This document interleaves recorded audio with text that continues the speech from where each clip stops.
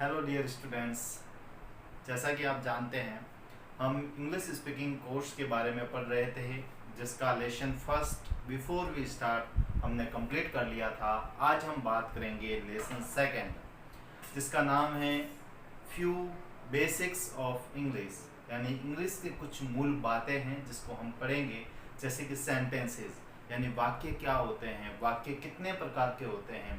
फिर उसमें देखेंगे वाक्य के कौन से भाग होते हैं, जैसे सब्जेक्ट है, वर्ब है, ऑब्जेक्ट है, और सब्जेक्ट कितने टाइप्स के, प्लूरल, सिंगुलर, इनके बारे में, दिस, दैट, दीज, दोस, इनके बारे में हम डिटेल से इस चैप्टर के अंदर, इस लेसन के अंदर हम अच्छे से पढ़ेंगे।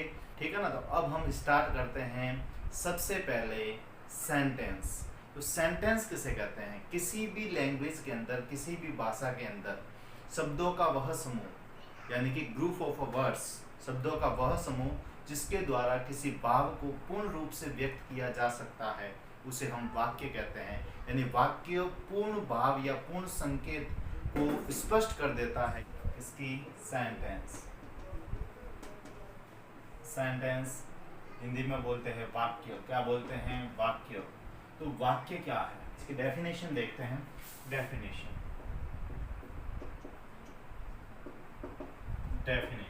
ठीक है ना, इसको देखते हैं।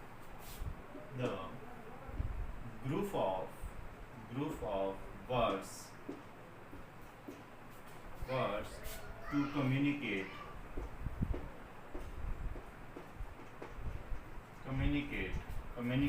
information is called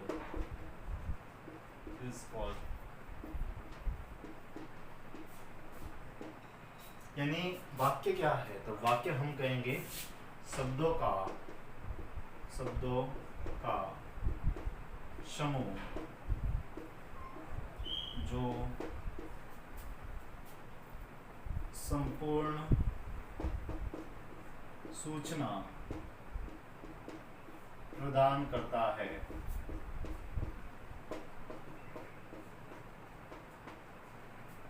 वाक्य कहलाता है। क्या कहलाता है? वाक्य।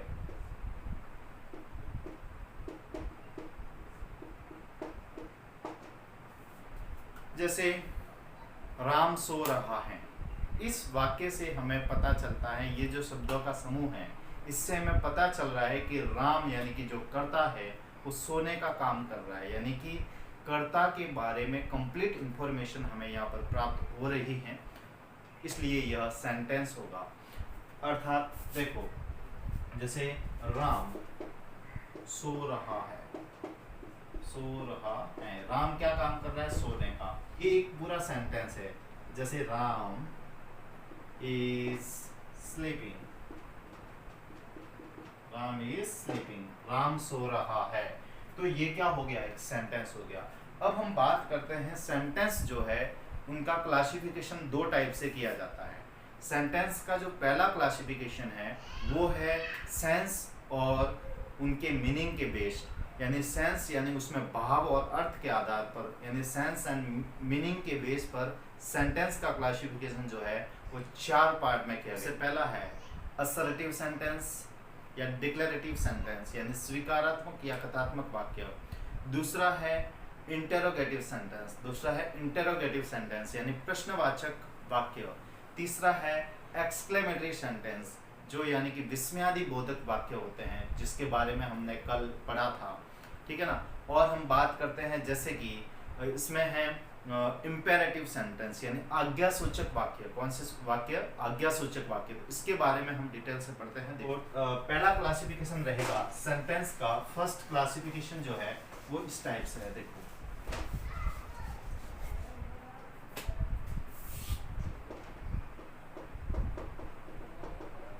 क्लासिफिकेशन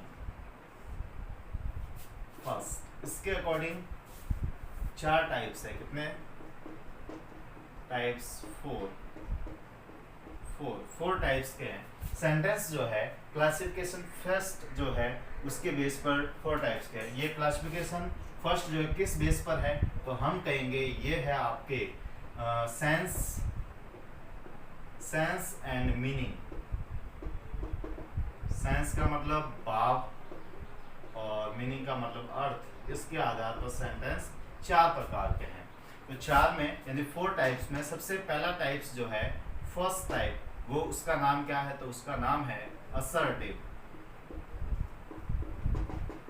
या और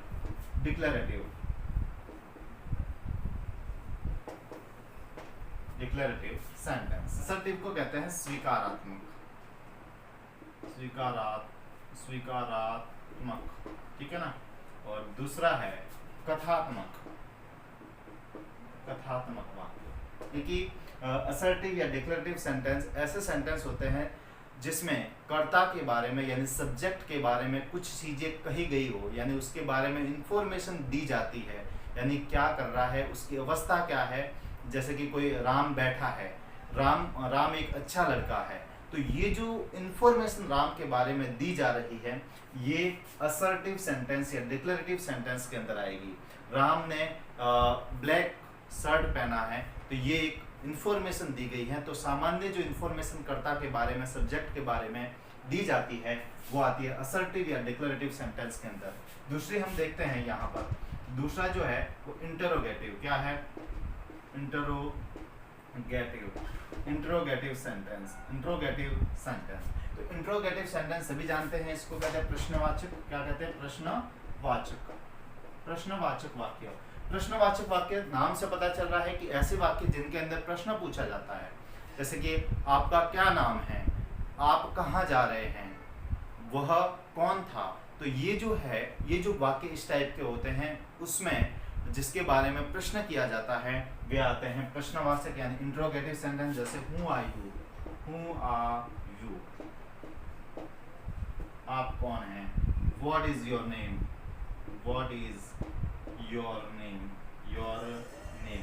तो इस टाइप के जो भी सेंटेंसेस होंगे वो इंटरोगेटिव सेंटेंस के अंदर आते हैं। तीसरा जो टाइप है वो है इंपेरेटिव। कौन सा है? Imperative sentence. इंपेरेटिव का मतलब आज्ञा सूचक। कौन सा? आज्ञा सूचक वाक्य। इंपेरेटिव सेंटेंस ऐसे सेंटेंसेस होते हैं जिसके अंदर किसी को आज्ञा दी जाती है। जैसे कि मैंने कहा सिट देयर, वहां बैठो, तो ये एक आज्ञा हुई, तो ये इंपेरेटिव सेंटेंस के अंदर आएगा। जैसे मुझे किसी से परमिशन लेनी है, मुझे जाने के लिए आज्ञा लेनी है, तो वो भी इंपेरेटिव के अंदर आता है। लेट मी गो, मुझे जाने दीजिए। एक प्रकार से परमिशंस मांगना हुआ, तो परमिशन हम मांगते हैं तो उसके अंदर भी इंपेरेटिव सेंटेंस वो माना जाता है। अब हम बात करते हैं चौथा जो टाइप है इसमें सेंटेंस के अंदर, वो है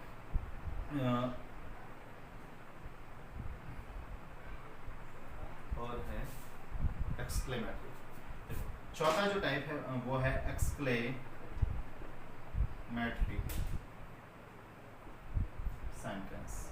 एक्सक्लेमेटरी का मतलब विस्मयादि बोधक। कौन सा? विस्मयादि बोधक यानी कि ऐसे वाक्य जिसमें विस्मय यानी कि अचानक उत्पन्न भावनाएं जो व्यक्त की जाती हैं, वो एक्सक्लेमेटरी सेंटेंसेस के द्वारा होती है। यानी कि कोई अचानक से कोई दुख हुआ, हम किसी कार के अंदर बैठे थे और अचानक किसी ने उसको टक्कर मार दी और हम सही सलामत बच गए, तो हम कहते हैं थैंक गॉड, यानी भगवान का शुक्र है। तो इस प्रकार के जो वाक्य होते हैं, जो अचानक घटित हुई घटनाओं के कारण भावनाएं उत्पन्न होती हैं, जिनको हम शब्दों के द्वारा बाहर निकालते हैं, ऐसे शब्दों का समूह यानी वाक्य होता है, उन्हें हम कहते हैं एक्सक्लेमेटरी सेंटेंसेस। कौन से कहलाते हैं? Exclamatory sentences. तो ये है पहला क्लासिफिकेशन, जिसको हम भाव और अर्थ के आधार पर देखा। भाव और अर्थ यानी कि सेंस एंड मीनिंग के बेस्ड पर सेंटेंसेस के 4 टाइप्स है। पहला है असर्टिव या डिक्लेरेटिव, दूसरा है इंट्रोगेटिव, तीसरा है इंपेरेटिव और चौथा है एक्सक्लेमेटरी सेंटेंसेस। इसके उदाहरण देख लो थोड़े से। इंपेरेटिव के उदाहरण है, जैसे मैंने कहा सिट हियर, यहाँ बैठो, तो ये क्या है? मैंने आज्ञा दी है। तो इस प्रकार का जो सेंटेंस होगा वो इंपेरेटिव के अंदर आएगा। जैसे मुझे जाना है और मैं किसी से परमिशन मांग रहा हूँ अपने से बड़े को, तो वहाँ पर मैं कहूँगा लेट मी गो, मुझे जाने दीजिए। तो ये भी है, ये एक आज्ञा मांगी जा रही है, तो ये इंपेरेटिव के अंदर आएगा। अब हम देखते हैं एक्सक्लेमेटरी के अंदर, यानी विस्मयादि बोधक। जैसे मैंने अभी बात की थी कि किसी कार के अंदर हम जा रहे हैं और अचानक कोई दुर्घटना घटित हो जाती है और हम सही सलामत बाहर आते हैं, तो हम कहते हैं थैंक गॉड वी रेस्क्यूड, यानी हम बाहर आ गए, या थैंक गॉड, ठीक है ना। थैंक गॉड शब्द यहाँ पर यूज होगा, थैंक गॉड, थैंक गॉड। अब हम बात करते हैं दोस्तों क्लासिफिकेशन सेकंड। ये जो है इसके बेस्ड पर यानी क्लासिफिकेशन सेकंड जो है उसमें इसमें भी कितने टाइप्स है, 4 टाइप्स है। टाइप्स कितने टाइप्स है, 4 टाइप्स, यानी सेंटेंसेस इस बेस पर क्लासिफिकेशन सेकंड के बेस पर भी 4 टाइप्स है। सबसे पहला जो है वो है अफर्मेटिव सेंटेंस, इसे कहते हैं सकारात्मक वाक्य, सकारात्मक वाक्य, ठीक है ना। यानी ये सकारात्मक वाक्य का मतलब पॉजिटिव सेंटेंस होता है जिसके अंदर न का भाव न हो। देखते हैं जैसे Ram is good boy, Ram is good boy, Ram अच्छा लड़का है। जैसे Radha is going to school, Radha school जा रही है। इस टाइप से जो है वो होगा। दूसरा है इसके अंदर, पहला हो गया अफर्मेटिव। अब हम बात करते हैं नेगेटिव सेंटेंस, यानी नकारात्मक वाक्य। देखो सकारात्मक में पॉजिटिव सेंटेंस है जिसमें न का भाव नहीं हो, और नेगेटिव सेंटेंस यानी जिसमें न का भाव हो। जैसे राम नहीं खाता, राम नहीं जाता है, राम ने कार्य नहीं किया, जैसे श्याम अस्पताल नहीं गया। इस प्रकार से जो ये हैं, ये जो वाक्य होंगे ये नकारात्मक वाक्य के अंदर आएंगे। जैसे कि देखो आई डोंट गो देयर, मैं वहां नहीं जाता। आई डोंट गो देयर, मैं वहां नहीं जाता। जैसे माई फादर is not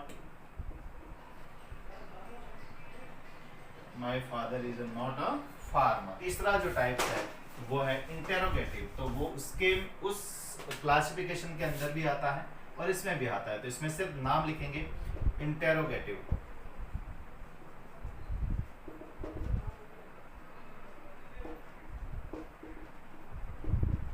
ठीक है ना।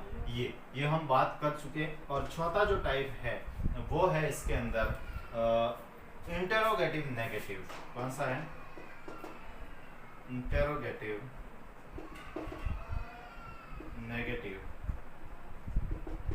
नेगेटिव सेंटेंस, यानी प्रश्नवाचक नकारात्मक वाक्य। कौन सा, प्रश्नवाचक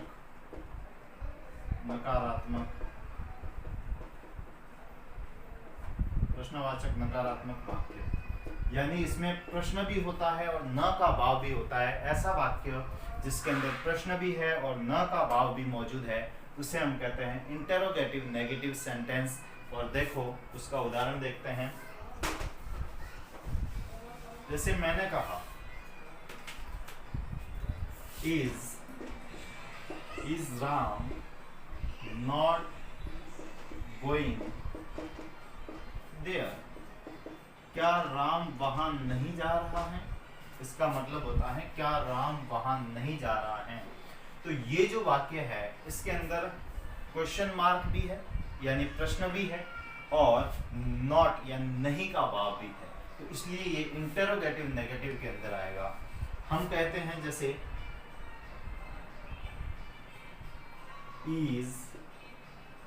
is he not play with you।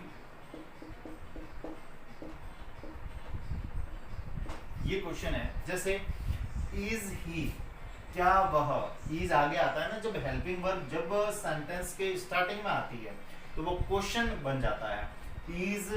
is he, क्या वह नॉट प्ले नहीं खेलता है विथ यू यानी आपके साथ, क्या वो आपके साथ नहीं खेलता है। तो ये जो वाक्य है ये भी एक नेगेटिव इंट्रोगेटिव सेंटेंस है जिसके बारे में हम बात कर रहे हैं। तो ये है सेंटेंसेस की 4 टाइप्स सेकंड क्लासिफिकेशन के अकॉर्डिंग।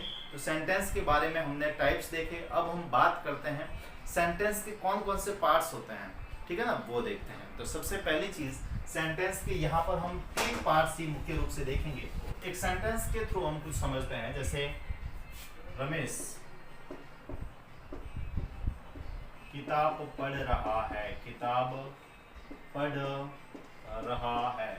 ये जो सेंटेंस है इसको अच्छे से देखते हैं। देखो ये देखो, ट्रांसलेटिंग करना आप अच्छे से सीख जाएंगे, टेंशन नहीं लेना है, आप बेसिक से अच्छे से समझो। हम जैसे ही टेंसेस के ऊपर जाएंगे, सेंटेंस फॉर्मेशन पढ़ेंगे, तब आपको ये चीज़ें समझ में आने लगेगी। आप ध्यान से देखिए और जो समझा रहा हो वो समझे। सबसे पहले जैसे सेंटेंस है रमेश किताब पढ़ रहा है, तो देखते हैं रमेश इज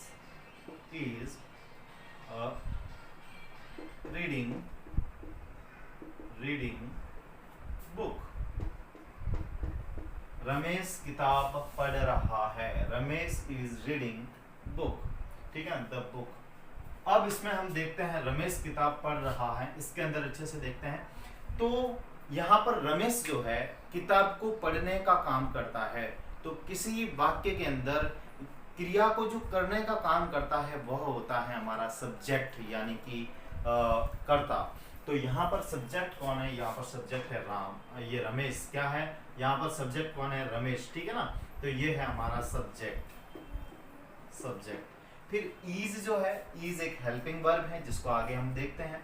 और ये रीडिंग जो है ये है मेन वर्ब। क्या है? Main verb. अब ये वर्ब क्या है? वर्ब का मतलब होता है क्रिया। क्या होता है?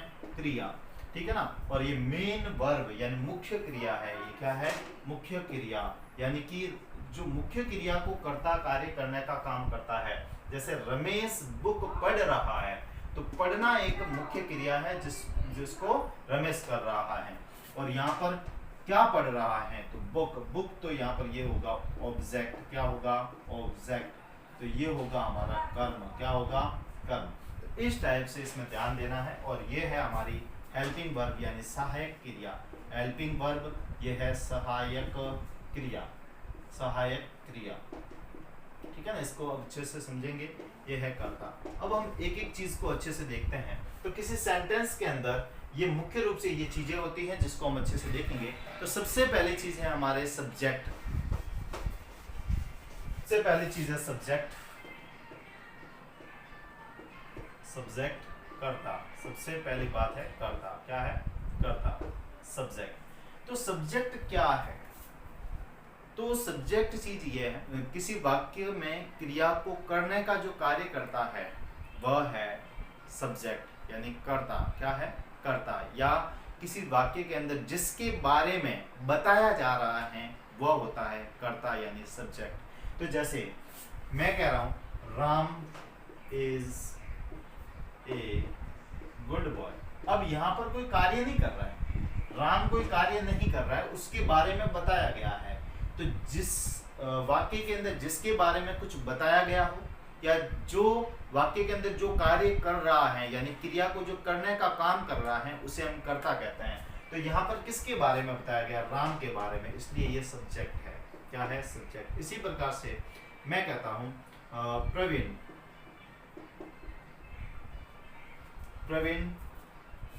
always go for morning walk।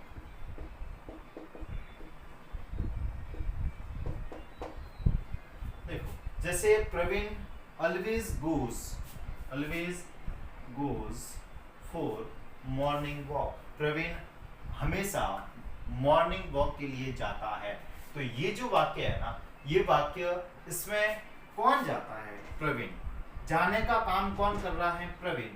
तो यहाँ पर जो प्रवीण है ये यहाँ पर सब्जेक्ट है। क्या है? सब्जेक्ट। यानी किसी वाक्य के अंदर किसी क्रिया को करने का जो कार्य करता है वही हमारा कर्ता कहलाता है यानी सब्जेक्ट कहलाता है। इस प्रकार से ध्यान रखेंगे सब्जेक्ट के बारे में। हम बात करते हैं, देखो सब्जेक्ट यहाँ पर 2 प्रकार के होते हैं। There are 2 types of subjects, ठीक है ना। सब्जेक्ट 2 टाइप्स के होते हैं। देयर आर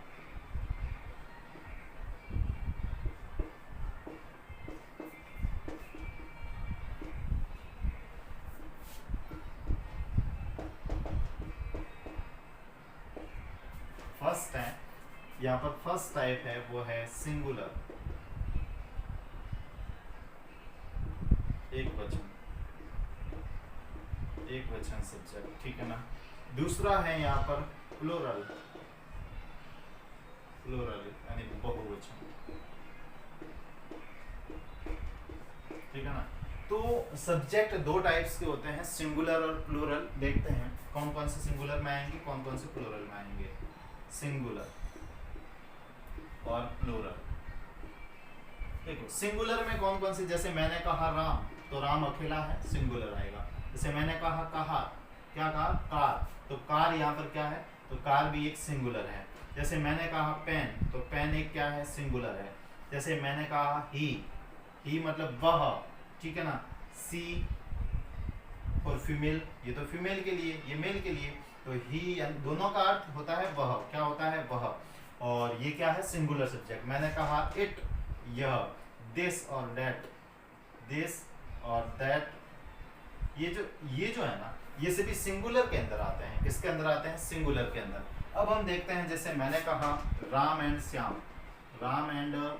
श्याम, तो अब ये दोनों मिला करके प्लूरल कहलाएंगे। जैसे मैंने कहा कार्स, मैंने कहा पीपल, लोग, मैंने कहा क्राउड। अब देखो क्राउड शब्द एक है, आपको लगता होगा एक वचन हो सकता है, लेकिन नहीं, ये क्या है, बहुवचन। क्यों, क्योंकि क्राउड है, भीड़ है, बहुत सारे लोगों की भीड़ है, इसलिए ये प्लूरल में आएगा। जैसे मैंने कहा यू, तो यू हमेशा याद रखना, यू एक ऐसा प्रोनाउन है, यानी सर्वनाम है जो प्लूरल होता है। क्या होता है, प्लूरल। ये एक के लिए भी आता है, जैसे यू, हु आर यू, यानी आपके लिए ये यूज हो रहा है, फिर भी इसमें आप क्या लगाएंगे, प्लूरल, क्योंकि आप अकेले हैं, लेकिन उसके बावजूद भी ये प्लूरल में यूज होता है, ये ध्यान रखें आप। अब हम देखते हैं, जैसे दे यानी वे, दीज यानी ये सभी, है ना, और दोज यानी वो।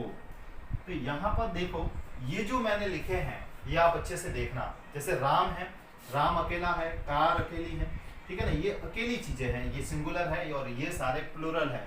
अब देखो इसमें कुछ अगर आपको मीनिंग नहीं पता हो, तो जैसे इसका मतलब होता है वह, लेकिन पुल्लिंग के लिए यूज होता है। किसके लिए, पुल्लिंग। और ये जो है ये है वह, इसका भी अर्थ होता है वह, और ये होता है स्त्रीलिंग के लिए यूज, स्त्रीलिंग, ठीक है।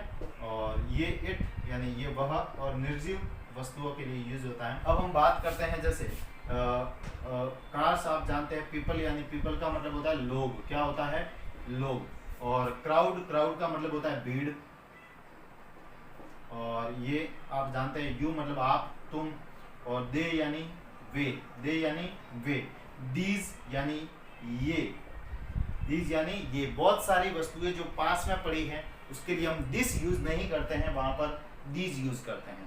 और दैट का प्रयोग कहाँ करते हैं, कोई चीज, अकेली वस्तु जो दूर पड़ी है, उसके लिए हम दैट का प्रयोग करते हैं। और बहुत सारी वस्तु अगर दूर पड़ी हैं, तो उसके लिए हम दोज का प्रयोग करते हैं। इसका मतलब होता है वे, क्या होता है, वे, है ना। ये है ये है वह, यहाँ पर मिस्टेक होगी, ध्यान रखें, है ना। तो अब हम देखते हैं आगे। देखो ये हो गया हमारे सिंगुलर प्लूरल का। अब हम बात करते हैं आगे पर्सन की, व्यक्ति। इंग्लिश के अंदर पर्सन बहुत इंपॉर्टेंट चीज है, जिसके बारे में आपको जानना होगा। सबसे पहले हम बात करते हैं पर्सन। क्या है पर्सन, व्यक्ति। इंग्लिश के अंदर पर्सन बहुत इंपॉर्टेंट चीज होती है, आपको ध्यान होना चाहिए। सबसे पहली चीज, यहाँ पर हम बात कर रहे हैं person, first person, second person और थर्ड पर्सन, ठीक है ना। तो पर्सन में सबसे पहली चीज, सिंगुलर पर्सन कौन कौन से हैं, सिंगुलर और प्लूरल। तो सिंगुलर में कौन कौन से आते हैं, तो सिंगुलर में आप अगर हम देखें, तो सबसे पहले सिंगुलर के अंदर आता है आई। क्या आता है, आई, ये सिंगुलर है। और ये प्लूरल है, प्लूरल में आता है वी। और ये फर्स्ट पर्सन है। देखो फर्स्ट पर्सन किसे कहते हैं, फर्स्ट पर्सन का मतलब होता है यानी हम, यानी जो बात कर रहे हैं सेंटेंस के अंदर, जो कार्य करने का काम करता है, यानी वक्ता जो होता है वो होता है फर्स्ट पर्सन। और जो आगे श्रोता होता है, सुनने वाला। जैसे मैंने कहा तुम इधर आओ। तो जिसको मैं कह रहा हूँ वो सुनने वाला होगा, वो यहाँ पर क्या होगा, सेकंड पर्सन होगा। थर्ड पर्सन यानी हम जिसके बारे में बात कर रहे हैं वो वहाँ पर प्रेजेंट नहीं है और दूसरे को हम उसके बारे में बात कर रहे हैं, तो जो जिसके बारे में हम बात कर रहे हैं वो होगा थर्ड पर्सन, और जिसको हम बात कर रहे हैं वो होगा सेकंड पर्सन, और जो हम बात करने वाले हैं वो होंगे फर्स्ट पर्सन के अंदर। तो यहाँ पर फर्स्ट पर्सन जैसे आई और वी यानी मैं या कोई बहुत सारे हैं तो वो वी कहेंगे। अब सेकंड की बात करते हैं। सेकंड पर्सन का मतलब सुनने वाला, यू क्या आता है, यू क्या आता है, यू। तो ये हो गया सिंगुलर के अंदर, और प्लूरल में भी क्या होता है, यू ही होता है। अब हम बात करते हैं थर्ड पर्सन में। तो थर्ड पर्सन में कौन आता है, ही, सी, इट। ये जो इसमें आते हैं दे,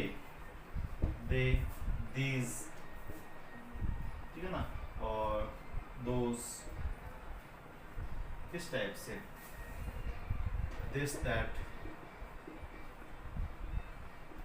ये आते हैं इसके अंदर पर्सन के अंदर। ध्यान रखना इनके फॉर्म भी हम पढ़ेंगे अच्छे से।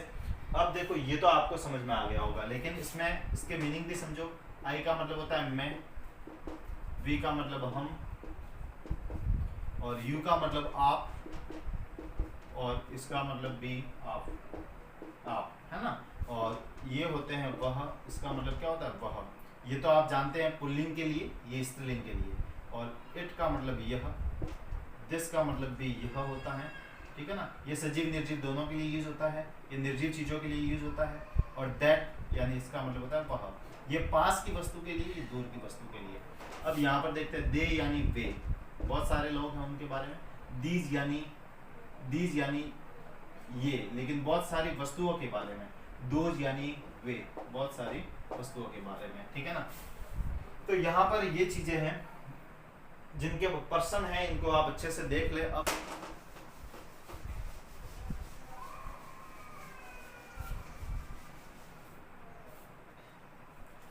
हम बात करते हैं, देखो सब्जेक्ट तो हो गया। अब सब्जेक्ट में कुछ चीजें थी, इसको अच्छे से देख लेना है। यहाँ पर जैसे हम बात कर रहे हैं सिंगुलर की, सिंगुलर और प्लूरल।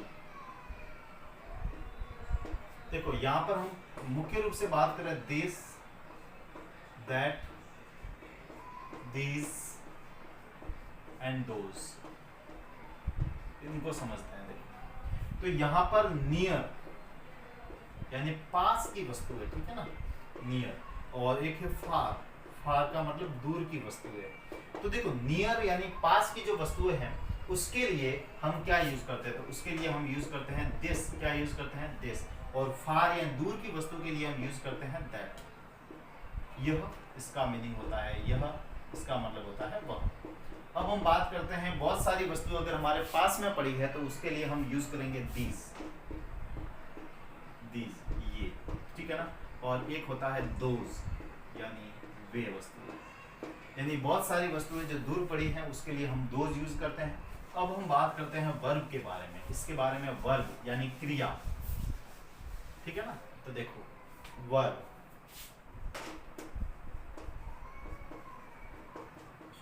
क्रिया, तो इसको देखते हैं वर्ब। तो वर्ब मुख्य रूप से यानी क्रिया जो है, क्रिया किसी कर्ता की अवस्था एवं उसके कार्य को दर्शाती है। क्रिया किसी कर्ता की अवस्था एवं कार्य को दर्शाती है, ठीक है ना।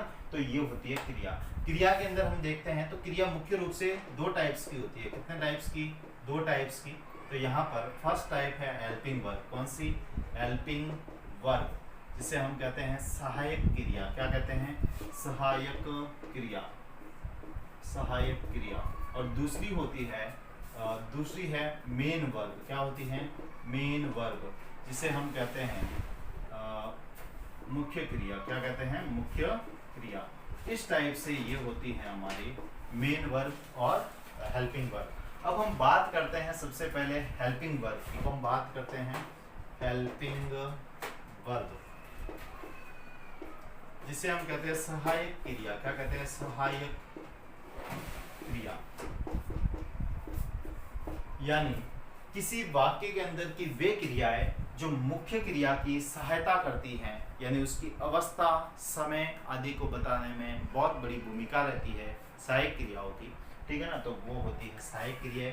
उदाहरण के लिए हम देखते हैं is, are, am, was, were, will, has, have, had, do, does, ठीक है ना। इस टाइप से ये होती हैं हमारी सहायक क्रियाएं। क्या होती हैं? सहायक क्रिया, एटसेट्रा। इससे आगे भी कुछ हो सकती हैं। अब हम बात करते हैं हेल्पिंग वर्ब, हमने देखी। अब हम बात कर रहे हैं मेन वर्ब की। किसकी? मेन वर्ब की। तो किसी वाक्य के अंदर मेन वर्ब यानी मुख्य क्रिया जो होती है वो कर्ता द्वारा किए जाने वाले कार्य को दर्शाती है, यानी कर्ता क्या कर रहा है उसकी जानकारी जो है मुख्य क्रिया द्वारा होती है। जैसे मैं सोच रहा हूं, तो यहाँ पर सोचना एक क्रिया है। ऐसे भी क्रिया होती हैं। देखो, क्रिया यानी कार्य का मतलब यही नहीं होता, क्रिया का मतलब यही नहीं होता कि हाथ पैरों द्वारा की जाए, वो मानसिक रूप से भी हो सकती है। जैसे मैं सोच रहा हूँ, यहाँ पर सोचना एक क्रिया है, तो क्रिया का मतलब ऐसा ही नहीं है कि हाथ पैर से होगी, नहीं, तो ये मस्तिष्क के अंदर भी होती है, इसलिए ये भी एक क्या है? क्रिया है। तो हम बात कर रहे हैं मेन वर्ब की यानी मुख्य क्रिया की। तो मुख्य क्रिया देखो समझते हैं। Rajesh is eating food. Rajesh is eating food. यहाँ पर आप देख रहे हैं राजेश जो है वो खाना खाने का काम कर रहा है। तो यहाँ पर ये जो ईट है, ईट, ये जो ईट है, ये ईट जो है ये मेन वर्ब है। क्या है? मेन वर्ब, मुख्य क्रिया है मेन वर्ब, ठीक है ना। मेन वर्ब ये है। ओके, तो मुख्य क्रिया को आप समझ गए होंगे। किसी वाक्य के अंदर कर्ता के द्वारा किए जाने वाले कार्य को बताने वाले शब्द जो होते हैं उन्हें हम क्या कहते हैं? मुख्य क्रिया कहते हैं। क्या कहते हैं? मुख्य क्रिया। अब हम बात करेंगे, देखो मुख्य क्रिया जो है उसकी तीन उसकी फॉर्म होती है। एक तो first form, second form, third form, और एक होती है आईएनजी फॉर्म, ठीक है ना। तो इनके बारे में भी हम आगे पढ़ेंगे। अब हम बात कर रहे हैं, देखो ये हो गया वर्ब के बारे में, ये बेसिक जानकारी है जो आपको पता होनी चाहिए। अब हम बात कर रहे हैं ऑब्जेक्ट के बारे में। किसके बारे में? ऑब्जेक्ट के बारे में।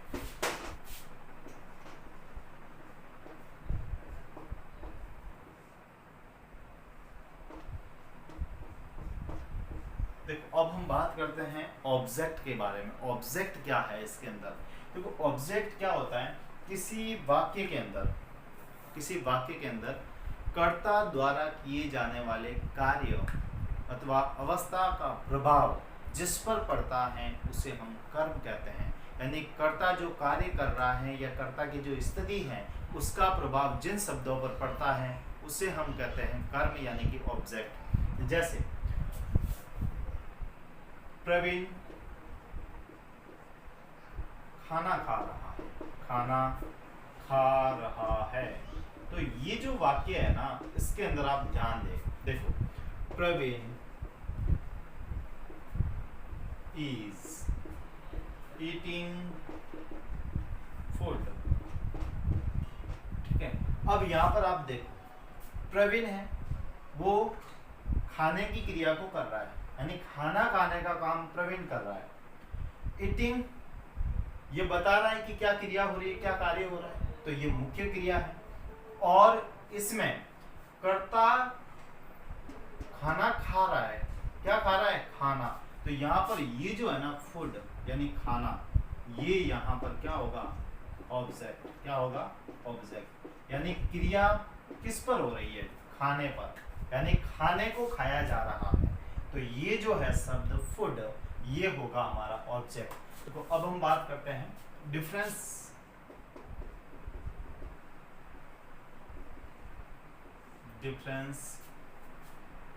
बिटवीन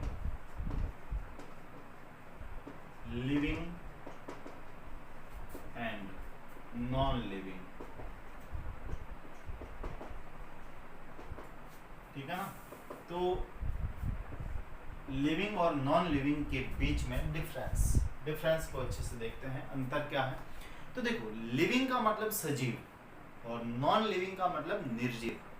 तो सजीव वस्तु आप सभी जानते हैं कि सजीव वस्तु वे होती हैं जो श्वास लेती हैं यानी श्वसन क्रिया करती हैं, खाना खाती हैं, विकास होता है यानी उनकी वृद्धि होती है, ठीक है ना, और सोचने समझने की क्रियाएं होती हैं, तो वे सजीव होती हैं।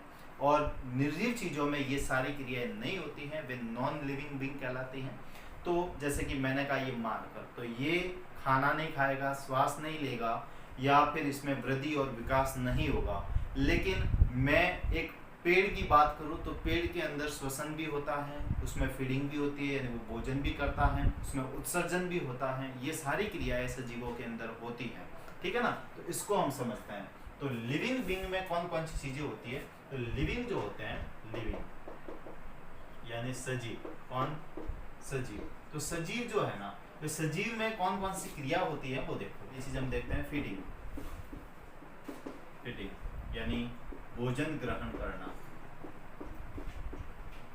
दूसरी चीज हम देखते हैं ब्रीदिंग, ब्रीदिंग यानी श्वसन।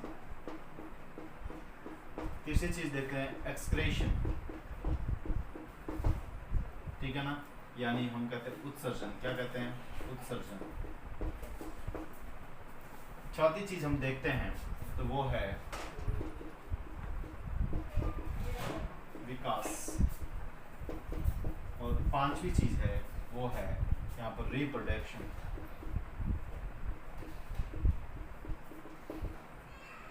यानी जन्म। ये जो क्रियाएं होती हैं वो सजीव के अंदर होती है। सजीव के अंदर फीडिंग यानी भोजन करना, ब्रीदिंग यानी श्वसन, एक्सक्रेशन यानी उत्सर्जन करना यानी पसीने के द्वारा जल को, अपशिष्ट जल को निकालना, मूत्र विसर्जन करना, मल त्यागना, ये सभी आते हैं एक्सक्रेशन में।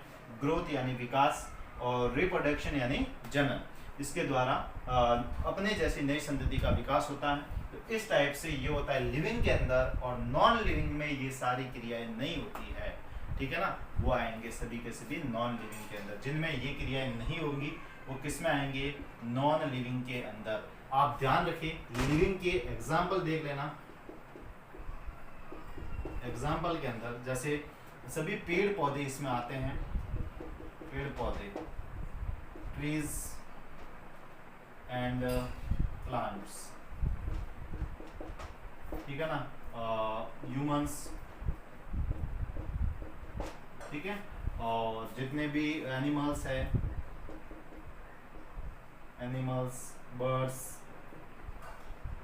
सभी सभी चीजें लिविंग बीइंग सभी, ठीक है ना। अब हम बात करें नॉन लिविंग में कौन आते हैं? नॉन लिविंग के अंदर आते हैं, जैसे मैंने कहा ब्रिक, ब्रिक मतलब ईंट। क्या? ईंट। मैंने कहा टेबल, ठीक है ना, मेज। मैंने कहा मार्कर। इस प्रकार से ये जो चीजें होगी वो नॉन लिविंग बीइंग के अंदर आती हैं। अब हम बात करते हैं अपोस्ट्रोफी की। अपोस्ट्रोफी के बारे में हमने बिफोर वी स्टार्ट वाले लेसन के अंदर भी देखा था हमने। अब हम बात करते हैं अपोस्ट्रोफी की, जिसमें देखो जैसे मैंने लिखा राम्स, मैंने उसमें भी बताया था आपको राम्स, तो इसका मतलब होता है राम का। क्या होता है? राम का। जैसे मैंने कहा राजेशेस, राजेशेस ब्रदर यानी राजेश का भाई। इसका मतलब क्या होता है? राजेश का भाई। या हम इसको ऐसे भी लिख सकते हैं brother of Rajesh, brother of Rajesh, my father's friends, my father's friend यानी कि मेरे पिताजी का दोस्त, या मेरे पिताजी का, यहाँ पर पिताजी का, मेरे, माई मतलब मेरा, तो मेरे पिताजी के दोस्त, ठीक है ना। तो इसे हम ऐसे भी लिख सकते हैं friend of my father, friend of my father, ठीक है ना। इस टाइप से ये अपोस्ट्रोफी का यूज होता है। इसी के साथ में हमारा ये लेसन कंप्लीट होता है। और यहाँ पर मैं आपको डिस्क्रिप्शन के अंदर कुछ इम्पोर्टेंट PDF उपलब्ध करवा रहा हूँ, जो आप अच्छे से देखें, समझें और उसके अंदर विस्तार से जानकारी प्राप्त करें। और जो भी यहाँ पर सेंटेंसेस आपको दिखे उनको अच्छे से लर्न करें, याद करें, ताकि आपकी इंग्लिश स्पीकिंग के अंदर वोकेबुलरी वगैरह मजबूत हो सके। ठीक है ना, अच्छे से आप इनको याद करें और इनकी प्रैक्टिस करें डेली लाइफ के अंदर। तो डेफिनेटली मेरा ये मानना है कि अगर डेली लाइफ के अंदर आप इसको प्रैक्टिस करते हैं तो आप इंग्लिश स्पीकिंग और इंग्लिश को अच्छे से समझना सीख जाएंगे। Thank you for watching. Like करें, शेयर करें और सब्सक्राइब करें मेरे चैनल।